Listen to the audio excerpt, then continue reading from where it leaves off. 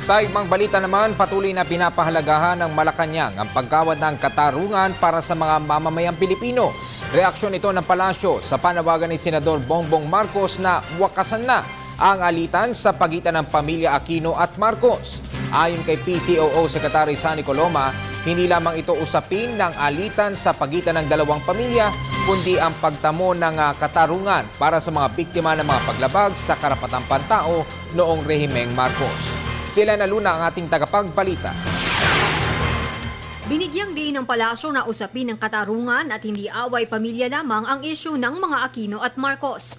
Tugon ito ng palasyo matapos manawagan si Senador Bongbong Marcos na dapat nang wakasan ang alitan ng kanyang pamilya at ng pamilya ng Pangulo. Sa kanyang talumpati sa FOCAP noong Oktubre 2011, hinggil sa panukalang pagbibigay ng state honor sa paglilibing kay dating Pangulong Marcos, sinabi ni Pangulong Aquino na hindi makatarungan na siya ay bigyan ng parangal dahil sa paghihirap na dinanas ng mamamayan bunsod ng martial law. Kung susuriin natin ang mga pahayag ni Pangulong Aquino, hindi siya sang-ayon doon sa proposisyon na ito ay sa pagitan ng pamilya.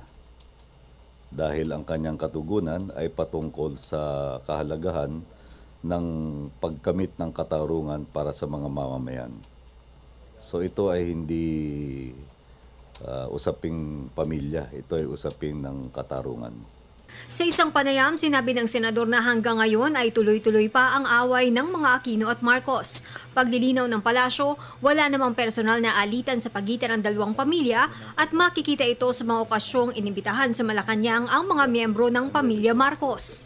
Sa nakikita ko naman ay wala namang personal na alitan o mga usaping namamagitan na personal level. Marami na tayong nasaksihan mga okasyon na kung saan ay dumalo sa palasyo sa mga official functions sina Senator Marcos, former First Lady at Representative ngayon, Imelda Marcos, Ilocos Norte Governor Amy Marcos. Marami namang interaction na hindi naman tayo makakaaninag na may personal na alitan sa pagitan ng mga individual na tinutukoy natin. Ayon rin sa palasyo, pinapahalagahan ng Pangulo ang paggawad ng katarungan para sa marami pang nakabinbi na kaso na bunsod ng diktadurya. Kabilang na dito ang mga tinuturing na ill-gotten wealth at paglabag sa karapatang pantao.